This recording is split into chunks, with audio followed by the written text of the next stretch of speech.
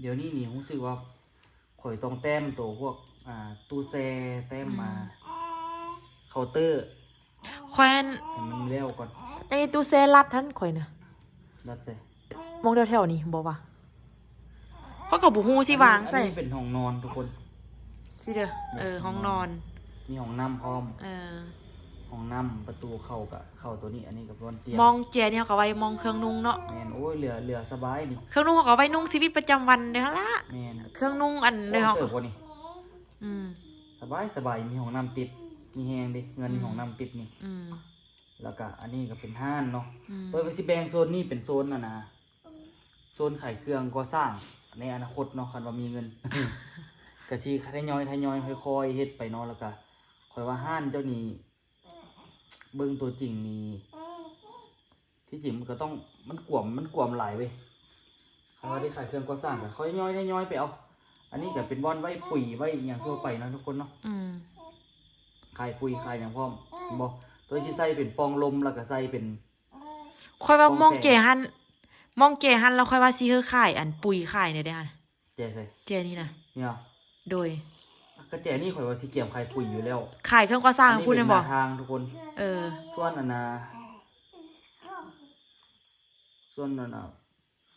นี้สิเป็นประมาณนี้เด้หานใส่เบิ่งดูนี่อ๋อประมาณนี้ทุกคนสิเป็นประมาณนี้อันนี้เพื่อแบบว่าให้มันสะดวกเลยปิดไปก่อนอันนี้สิเป็นต่อเทือบแบบใส่โครงเหล็กเนาะแบบนี้ก็เบิ่งพอเข้าใจละว่าสิเป็นประมาณใดเป็นโครงเหล็กโอ้แต่ว่าอันมุมนี้ตัดยากเลยก็ตัดเองเนาะแท็กเองตัดเองอันนี้เดี๋ยวให้ก็หายไปว่าอย่าออกเชือนไปไว้ก่อนปิดไว้ก่อนเดี๋ยวตัวว่าสิจัดพวกเฮ็ดเคาน์เตอร์เฮ็ดเป็นบอลตู้เย็นนี่อย่างครบเซตแล้วก็สิ่งที่มาวางแบบตัวก็เอาขนาดตัวจริงมาเลยทุกคนคืออันนี้ก็เอาขนาดตัวจริงมาให้กันมาใส่จะว่าเอาเฮ็ดนิ้วแลทุกคนให้ว่าเห็นทึนเห็นฮอนบ่อันแล้วแม่นบ่คือสิแม่นก็สิบ่เห็นดอกมันมีแต่แบบหมุนไปหมุนมานะตัวเนาะหมุนไปหมุนมาแต่ว่าน้องอู้ก็สิพยายามขายละแต่ละมือเก็บไว้ขนาดตัวแบบเฮาสิทอนมือเฮาเด้อเฮาก็เก็บไว้ได้ขนาดตัวทอนไว้อนาคตก็เพื่อ YouTube ไปบ่ได้เฮาก็ยังมีห้านเนาะตัวเนาะมีห้านแล้วก็เฮ็ดอันอื่นไปนำทุกคนนี่แหละสิ่งที่ตัวย่อยก่อนสิมาเจอน้องอู้กะออกแบบอันนี้ทุกคนโอ้แต่ว่าตัวออกแบบอันนี้ออกแบบธรรมดาแต่ว่าตัวอู้เบิ่งกันเฮือนเป็นหลังมันก็งามตอนจะออกแบบเนาะตะกี้บอกได้บอกว่าเจ้าออกแบบเจ้าได้เงินเท่าไหร่ออกได้ดิเป็นยังบอกทำไมได้โบราณได้เท่าไหร่ฮะได้จาก100 เหรียญข่อยเฮ็ดตอนนั้นข่อยเฮ็ดได้แต่300 เหรียญต่อเดือนตะกี้กันยัง100 เหรียญต่อ1 ล้านกีบเนาะได้ประมาณ3 ล้านป้ายแต่เนาะแมนแต่ตอนนี้มันก็เปลี่ยนไปแล้วเดี๋ยวนี้ถ้าเราเฮ็ดต่อนี่ข่อยน่าจะได้ประมาณ450-500 เหรียญต่อเดือน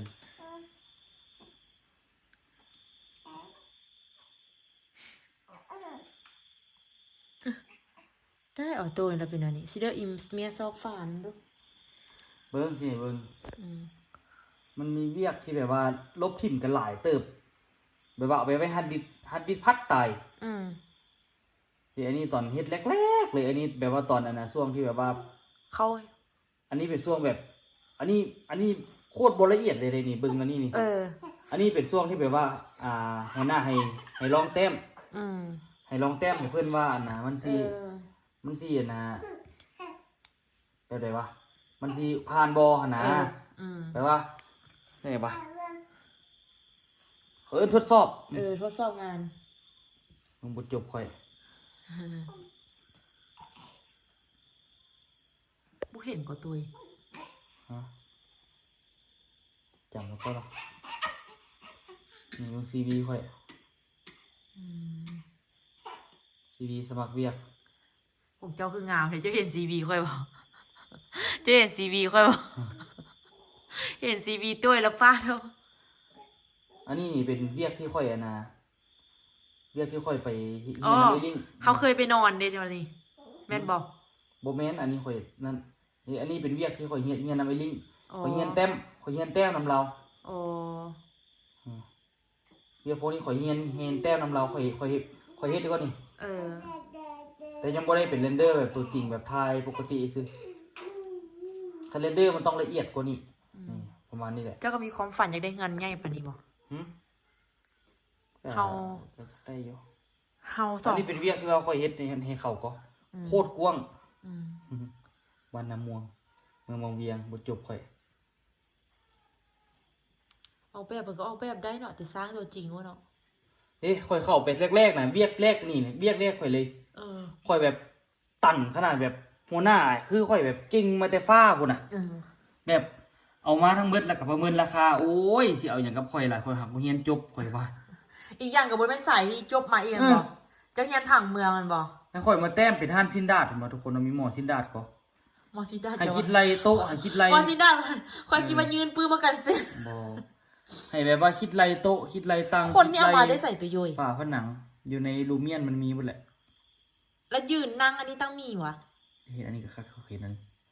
ฮะ แล้วยืนนั่งนี่ตั้งมีวะ มีหมดแหละ มีทุกรูปแบบแลนลิ่นก็มี อืม หันสินจุ่ม แฮปปี้อะไร อันนี้ บ่ เป็นห้องแถว อันนี้ข่อยเช็ดซื้อ รถ ๆ สาว ไป เปอ เอา ร์ ข เซ็ อน ง ต์ เขามาเอาของเขามาติด นี่ อันนี้เป็นห้านแบบว่าภายนอกอย่างวะนี่ โอ้ ข่อยกับ มียนต์บินข้ามนี่ เขาว่าคนข้างวันเฮ็ดเวียงข่อยเขาว่าเป็นอย่างต้องมียนต์ ข่อยว่าบ่ฮู้อยากใส่ซื่อ มัน ตัว ใกล้ ข่อย สนามบินเลย ตัวข่อยแต้มนะมันเป็นประมาณนี้บัตรแต้ม แต่ว่าเข้าไปเบิ่งบ่ได้ละแต้มมันเป็นประมาณนี้บัตรออกบัตรเรนเดอร์มาก็สิเป็นอีกอย่างหนึงแม่นบ่ อืม เรนเดอร์มาพัดเป็นอีกอย่างหนึงนี่เรนเดอร์มาเป็นอันนี้เห็นบ่ อืม ตอนแต้มมันก็เป็นโครงรองแข็งแรงมานี่แหละเห็นบ่มันสิมีหยัง อืม บัตรพอไปเรนเดอร์มันกับที่ลึกสวยมากเลยแหละนี่ของสุกนะอันนี้ของผึ่งอาก้อยโอ้โหเมียน นี่ นี่ของสุก เออ อยากได้อันเด็กก็ ตัวเป็นคนเฮ็ดให้ของสุก เออ นี่ของผึ่งอาก้อยข่อยก็เฮ็ดให้คือกันเบิ่งโลโก้นี่ข่อยเฮ็ดให้ เออ เท่บ่ เขาก็เอาบ่ เอ้า ตัวเพิ่งอะเนาะ ผึ่งแล้วก็มักบาน อืม โคตรเท่ข่อยเฮ็ดนี่ อืม นี่ข่อยเฮ็ดให้ อืมอา อา ริ ริ ต้า ต้าเพิ่งอาก้อยเพิ่นว่าดิเอาโลโก้ เจ้าต้องเฮ็ดตัว าก้อยที่นี่อีก เจ้าเฮ็ดตัวเพิ่งแล้วจะต้องเฮ็ดผู้สาวผมยาวเฮ็ดอาริต้าต้องเฮ็ดตัวเพิ่งที่ผม เฮ็ด ยาว อันนั้นเดินเตะบาน โลโก้เตะบานซื้อข่อยเฮ็ดโคตรเท่ตัวนั้น อืมเขาบอกว่าเจ้าเฮ็ดให้ ตอน วะ นี้ออกมาประมาณนี้แม่นข่อยเฮ็ดให้อยากได้ อ่ะ อยากเฮ็ดเสื้อมาดิ อืม เลยเฮ็ดให้ ค่ะอาลีเนาะปื้อคอยบ่คิดเลยว่าคอยสิได้ผัวมีความสามารถปานนี้ โอ้ข่อยแต่ดนนะข่อยนะ คอยหากับฮู้เลยนี่ เจ้าโคตรมีบุญเนาะ ปื้อนี่หัวตัว เด้เสื้อตัวโยยนะ เจือเออเฮ็ดดีไหมตัวเองเอาไว้ให้พ่อจ้อยนงเด้ เสื้อยังเฮ็ดเองก็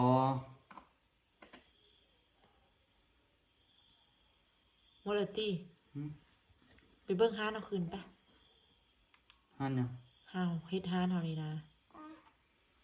มันนี่แหละอันนี้ก็ประตูออกข้างหลัง ป่านอยู่เมืองตัวอยู่เวีย เดี๋ยว งซื่อ เดี๋ยวค่อยเฮ็ดอันน่ะแล้วมันมืดดีๆก่อนเฮ็ดแล้วมืดดีๆแล้วมันจังอันสิฮู้ ๆอืม พวกนี้ก็สิเป็นอันน่ะเสาไฟฟ้าก็สิอยู่ประมาณนี้ อืม อันนี้ก็สิเป็นห้องน้ำประมาณนี้ห้องน้ำอันนี้ก็สวน อืม ไม่จันเฮ็ด อันนี้ถนนข้างหน้านี่มันเป็นเพียงๆกันเลยบัดนี้ เดี๋ยวข่อยจัดทั้งหมดจัดแล้วทั้งหมดแล้วเจ้าจึงอันนั้นเจ้าจึงมาเบิ่งอีก อืมเอาไว้มองเด้อก่อน อ๋ออันนี้ไว้ทางกลางนี่น้ำค่อยว่าอันน่ะ เนาะซื้อเครื่องกลางดีก็เนาะมันคือแบบ ดีแล้วเนาะค่อยว่าอันน่ะเอาตัวนี้ติดฝาเลย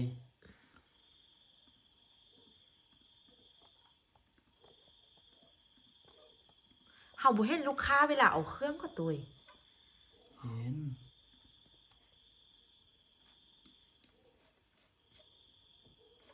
อ้าว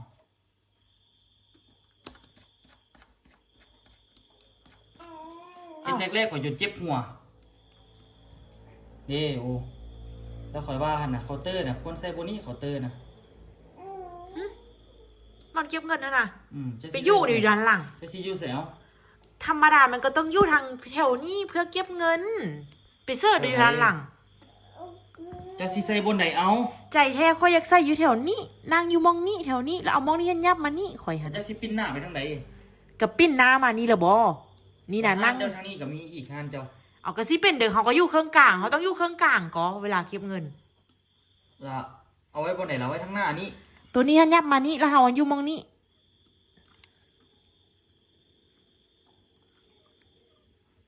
เอาต้องปิ้นกลับมาลูกไปเซลฟ้านุ่มนี่ก็ได้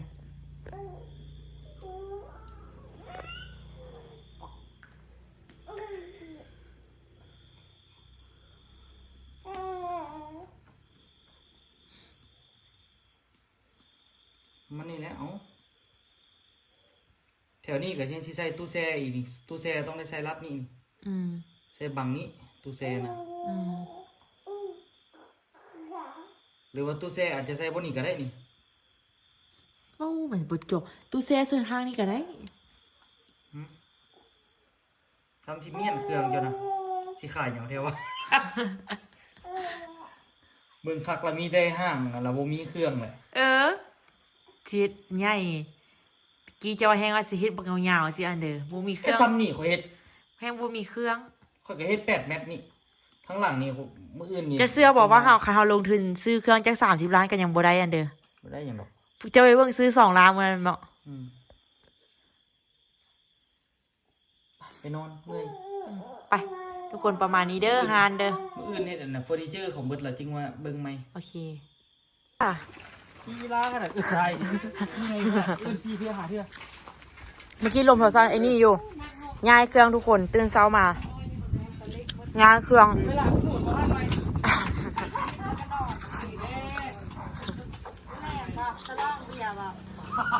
ล้างห้างไม่เบาจะอย่าเว้าเลยพร้อมพวกเสมอเลยฟูนี่น่ะ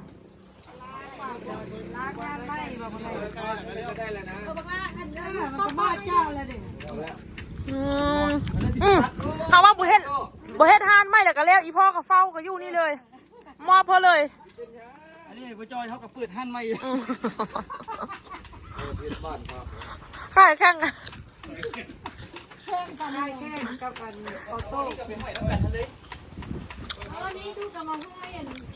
ำลังย้ายเครื่อง ว่าคนโซฟีนะตรงไหน โอ้พวกนี้เหรอ เวลาทอดไม้เอาไปเลยไม่พอตั้งไว้ก่อนทอดไม้ อ๋อทอดไม้ไปเลย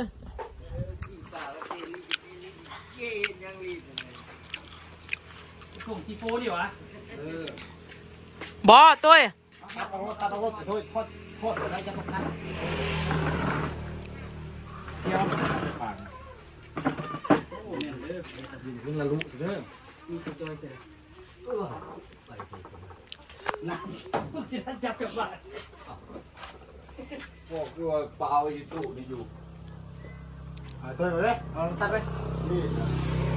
โอ้พี่ดิ นะ หันห้ามันเก้ายังไงบ้างไหมเนาะ ตัดเลย ตัดไฟนะ ตั้งแต่สมัยบักล่อนอนเฝ้าห้านกินกะแลมบ่ตะกี้ตุกมักกินกะแลมสีแดงขนาดรอชื่อว่ารอตุกนี่คุณว่าเป็นคุณตุกจ่าแบบนี้ไม่ได้นะ สมัยกินที่ดังนะ ย้ำอีกแล้ว สมัยเลี้ยงนั่นกันเลยติดกันนั่นแหละ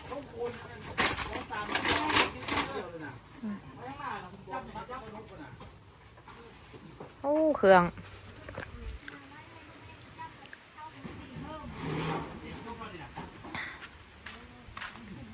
โอ้หูซื้อว่าหานแน่นหน้าเนาะเอามาเสิร์ฟกันล่ะ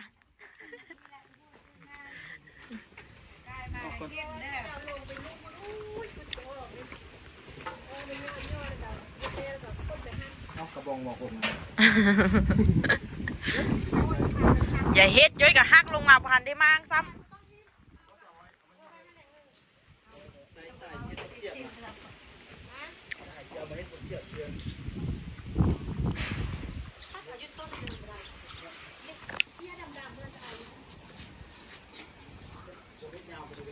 มาแล้วตี้หันบ่แม่น เอาไหนก่อนวันนี้เริ่มจากอย่างก่อน ถึงแล้วนะ เริ่มจากยาสูบ จากนี้ก็ซะจะสูบยี่ห้อพอจอยได้นี่ ยี่ห้อบ่มีเกียว โอ้ยยี่ห้อไอเพชรเลย ยี่ห้อไอเพชรยาสูบยี่ห้อพ่อจ้อยยี่ห้อไอเพชร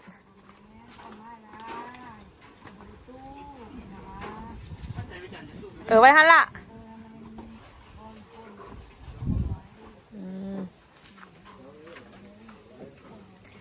มาเดี๋ยวคนช่วยก่อน ฮะ เวาเซอร์หรือเวาแท้ โอเค โอเค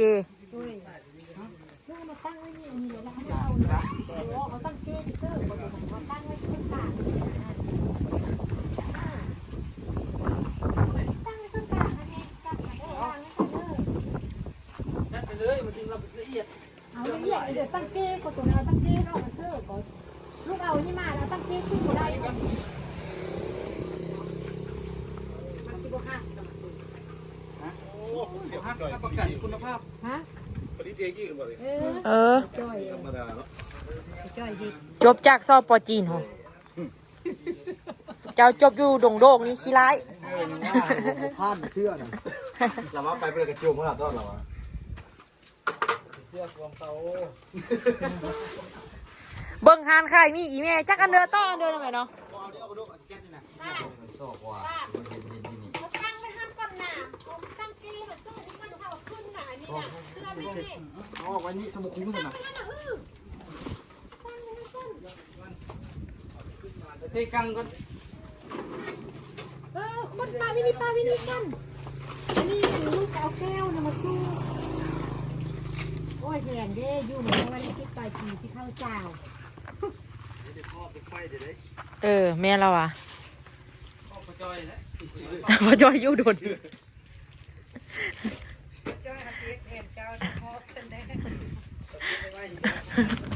บอกคนเดียวเช็ดเธอดีเธองามกว่านี้เบอร์อยู่ฮอนอยู่หนปะนี้ ซีเซอร์แอร์ กับบริโภคเนาะอยู่เย็นเป็นซุกขึ้นอย่างเนาะ57 ปีถึงต้นตาลล่มละลาย 57 ปี มาแล้วดิ ขายมือทำอีทละแมนข้าเจ้าอยากซื้อขนมมดทงหันเฮาบุค่ายเฮาว่าเฮาเอาทงเดียวแล้วเฮาสิค่ายเฮาว่าเอาเขาว่าเขาว่าเอาค่อยสิเอามดนี่นะค่อยบุค่ายคันจะเอามดแล้วค่อยบ่มีอันค่ายเฮา เฮาอยู่ป .5 ใครเป็นคนมาซื้อเครื่องที่เฮานี่ต้องนับมือไว้ท่าแล้วว่าทอนเงินเท่าเดย่านพิษนะเฮาอะนะตอนนั้นน่ะตะกี้อีแม่บอกว่าขายเครื่องตั้งใจขนาดได้ ให้ขายเป็นทุ่งนี่เนาะ เขาว่าสิเอามดนี่นะมดช่องค่ะนะเขาว่าเขาสิเอาเขาว่าเขาบ่ขายเราก็หัวก็อายนั่นน่ะ เราก็จะอีเด็กน้อยอันนี้เนาะเขาก็สิว่าอะไรเนาะตะกี้เขาก็บ่เข้าใจดอกแต่ว่าเขาบ่ขายเขาสิขายอันเดียวเขาว่าโอ้ กะไร ไอ้เนี่ยสิให้ขายคนนั้น วัดท่าเรืออย่าง ฮะ ท่าเรืออย่างบ่ ท่าเรือยังอ๋อท่าเรือ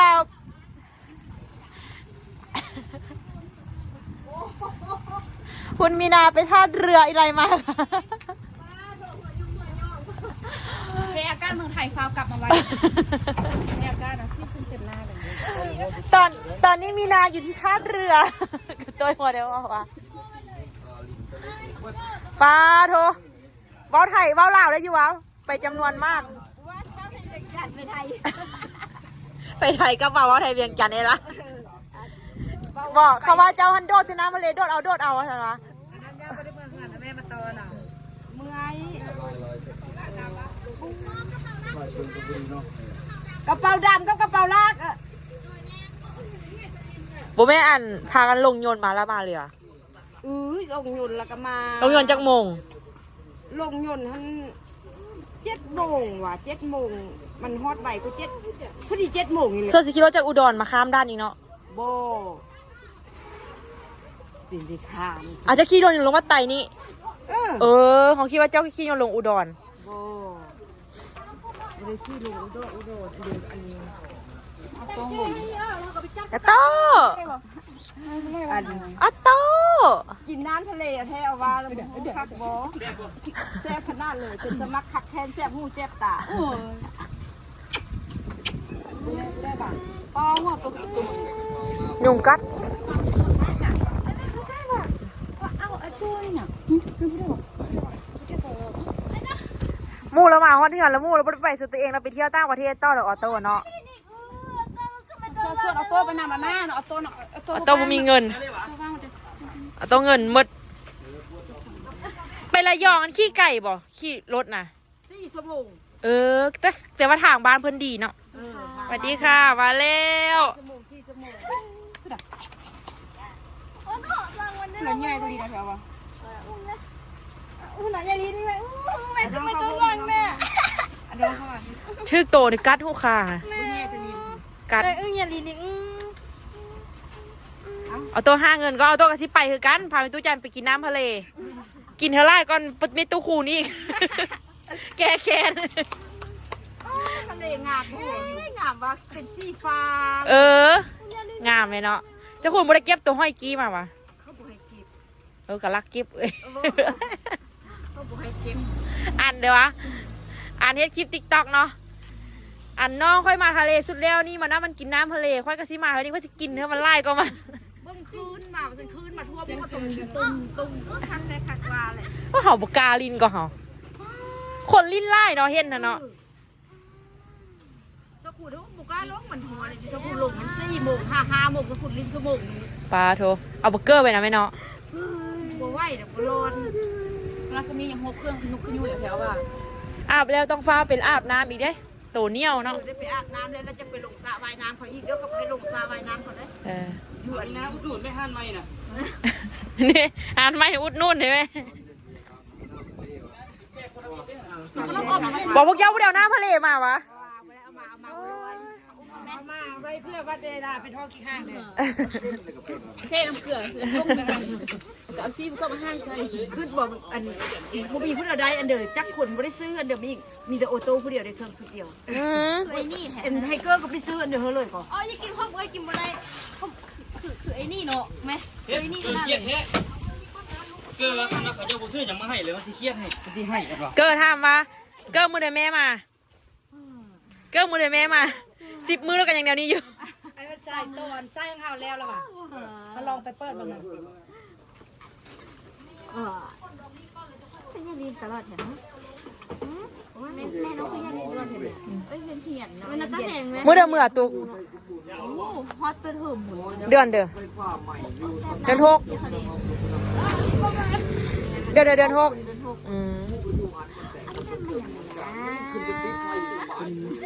โดดอีกครั้งโดดอีก เป็นเดือนล่อกินตำหุ่งกับพักเนากินตำหุ่งกับพักเนาเลย เอ็ดบล็อกเมียอีกโอ้ก็ตัวแล้วเขา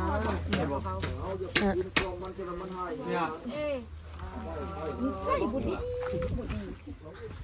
ยามเดินก็เป็นเพื่อนกันบ่ฮอดปีจักเทื่อบ่ได้มีวันครบฮอบเพราะว่ายามเดินก็บล็อกกันแล้วปลดบล็อกกันแล้วปลดบล็อก แล้วก็เลยว่าเป็นหมู่กันอยู่ Facebook บ่ครบปีจักเทื่อบ่มีแฮปปี้อันน่ะ เครียดถ้าเมียไปเที่ยวทะเลแล้วบล็อกเมีย ต้นตาตาย5กับฮูก็นี่มันแย่จะลีนกินหมูกินช่วงหมูราจินมันจะไปกินช่วงหมูตลอดมาขับกินช่วงหมูตอนท้อง กิน3-4เทื่อ สมพอเลย ตัดเลยม้วนๆไว้ไหมใส่ตุ้มม้วนๆเอา ลาเมือเขาพูดได้ ม้วนๆไว้เลยนะ ไปกันเรื่องที่มันไปนี่ก่อนก็ได้น่ะ ซื้อเสื้อมาให้ตัวใหญ่แล้วเอาตัวนะ เป็นเด้อเสื้อออโต้แต่ละตัวใหญ่หมด ไปตัวได้พอดีอ่ะตัว บ่มีตัวเดียวพอดีเลย ไม่เท่ากันตีนขนาด บ่ฮู้ ไอ้คนทำหัวอันแห้งนะจะให้บ้าน ตื้นมันตื้น แล้วก็ไม่เคยเจ็บได้บ่ไม่เคยเจ็บแน่โอ้ผมไม่ได้กินสมองปิ้นลงพวงเลยบ่ลูกบอกกินตีนเยอะไอ้เด็กเกิน แต่ก็มือแห้งตีนแห้ง เพิ่นบอกว่าเอามานอนแทกกันเมืองแม่ผู้เดินยาวกว่ากันเพิ่นว่ามีนอนแทกกันอยู่ได้ภายโฮมเมื่อวานนี้เฮ็ดลิ้นจักถึกโตเด้อบ่ฮู้ทายาเฮาอยู่ดีสิดีเด้อไหน เราแค่ข้าวอยู่ลูก ป้าเบิ่งหาแม่จันไข่ แม่นล่ะ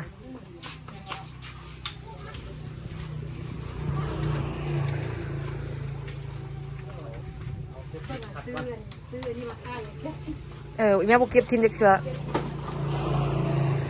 ไปไว้ที่ลูกอะไร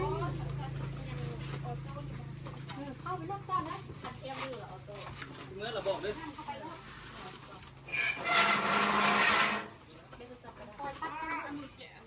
เก็บกันเอาบอกเก็บเอาก่อน เก็บกองลูกเด็กซ่อนนะ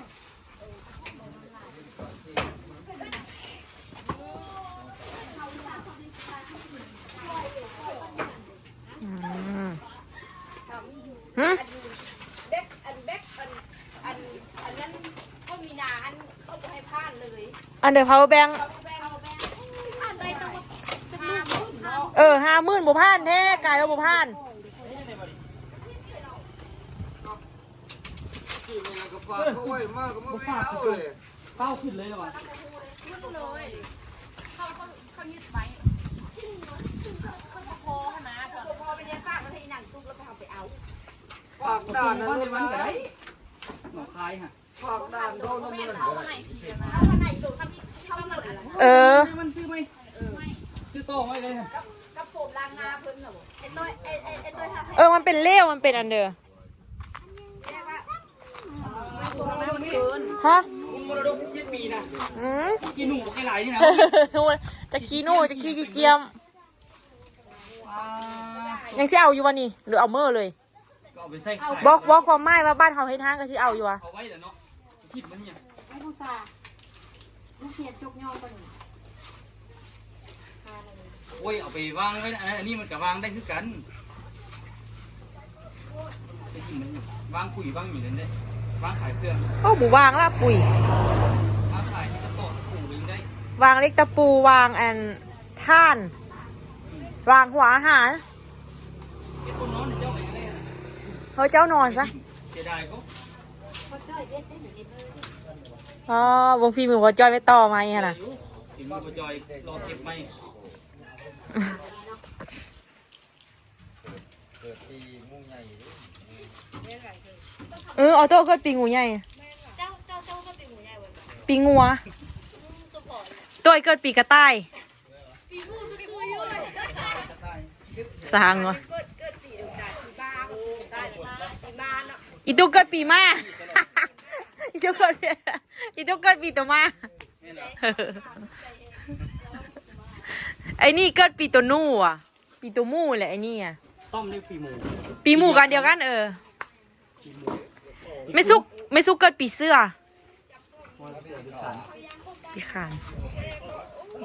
อันนี้จานกระเทียมด้วยโคตรทิ้งไปเลยขายนี่ เอากดมาตัดยินเลย โอ้ยนอนแล้วเนาะนอนเนาะพอดีนี่ ไอ้ก็คือคนลาดไป กูก็นอนแล้ว บอกว่าเนี่ย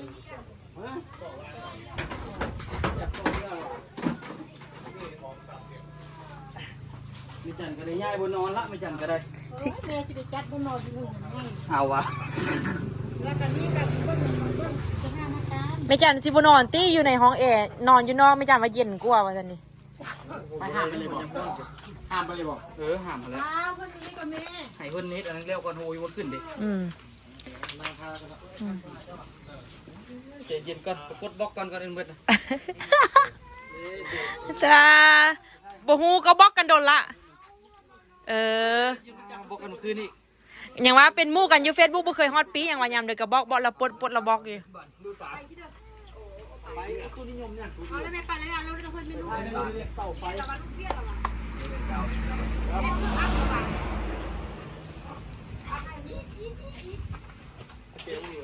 นี่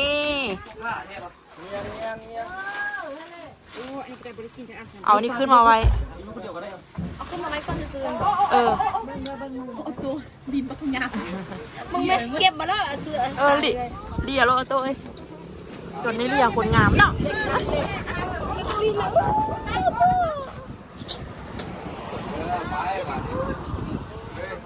ตายโอ้ยตาย น้ำบาดนี้ เออ เตอร์ น้ำยกขึ้นเป๊ะ จ้องไปได้จะนวดเลยผมรับ แพ้ได้พอเออ เสื้อมันพวกไอ้ข้างแค่ไหน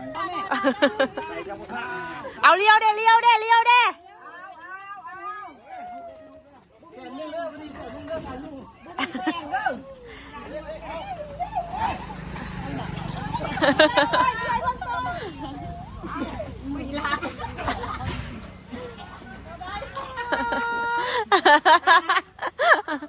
พูดนะทุกคนเบิ้งเครื่องไหมเบิ้งฮานแม่จันเป็นเอาเนี้ยทุกคนทางในนะโอ้อยู่อายเนี่ยเบิ้งไหมเบิ้งบ้อนนอนแม่จันกับพ่อจ้อยเพื่อนห่อแห้งความฮักนี่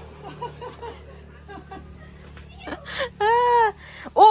ตุ๊กตาก็เคยนอนต้นตาลก็เคยนอนไอ้นี่เคยนอนหมดทุกคนอยู่ไหนนี่นะมีตั้งแต่ตัวย่อยบนนอนบนเคยนอนผู้เดียวตุ๊กได้นอนไล่ตุ๊กนะเบิ่งเตียงอีแม่ก็จะไปนำวันนี้อีแม่ก็นอนนี่เลยอีแม่ก็ได้ว่าผมชมวิว โอ้มื้อนี้ก็ได้เข้าไปนอน นอนเลย มาได้นอนต้าไม่มาเพื่อนเที่ยวมีคนรักได้ ใครสิเด้อ เฮอบ๊อบบี้ดิเป็นลูกจะโดน อ๋อเอาพี่อันก็ลูกอีนี่ บอกก็อยู่บนงานแม่ยาโอ้บงเมมินิมากพอจ้อยนี่เครื่องไล่ตัวย่อยว่ะ เดือนโทรศัพท์เดี๋ยวก็มีตั้งแต่คนลงก่อนแม่นะคะ เดี๋ยวเมื่อวานบ่มีเงินกินโตจักกิ้วลูกอะไรไม่เอาตู้เซ่ขึ้นมาคนแม่มันไล่เอาพุงก็พอดี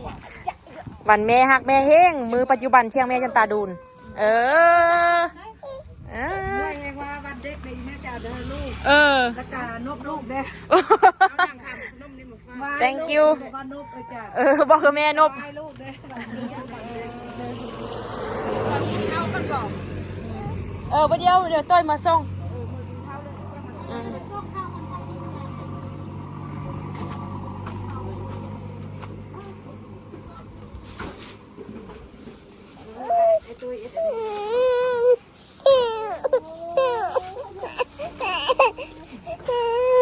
เบิ่งดูอีแม่เบิ่งหน้าเป็นเดี๋ยวมันให้อีแม่เบิ่งดูอีแม่ถ่ายไว้มันเป็นเอานี้มันเฮ็ดเอานี้มันเฮ็ดเอานี้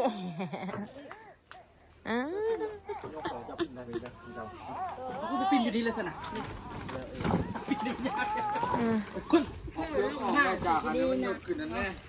อันนี้มันเพิ่ม ดูไอ้สี รุ่นออโต้เลยวันนี้ บอเป็นไอออโต้4 เดือน แล้วก็มาห้อง แม่ เอาเครื่องเอาก่อนนี่ก็ให้มาเลยบางตาปกๆเลยดิให้เดี๋ยวลูก เอาตัวจากนอนอีเมลโฮละ มันซื้อมาแต่กล้องชิปไปมาแต่กับสมัยนั้นคุณว่า ไอ้ยังอ่ะ เป็นได้หานี่แกไข่เนาะ เฮ็ดแกไข่อยู่นี่ทานเก่าอยู่นี่แล้วมามั่งเฮ็ดทานน้อยไว้นี่เพื่อเฮ็ดทาน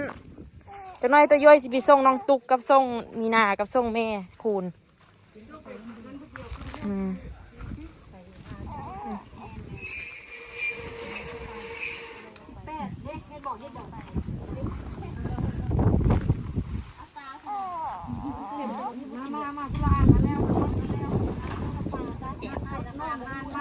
อุดหนุ่นทานไหมพ่อจ้อยเด้ แม่เห็นเงินลูกดูครั้ง อันนี้พูดเอาข้าวแล้วเขาไปทอดกองมีตาอันนี้เวลามันมีเกิมแล้วเขาซีดจะแม่บักเขาข้าวทั้งข้าวอันแล้วแม่เวลาผมแม่จันเมียนเครื่องละ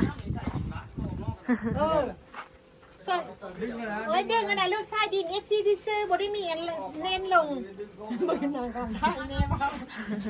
ท่ายฮานมินิมากน้อยบัดนี้แล้วก็แม่คนที่เราเริ่มทุบฮานแล้วบัดนี้นะ เขามาก่อนค่ะอันนี้ก่อน ไฟยังพอเดี๋ยว ใจฮอนเด้ไปรุ่นสร้างโต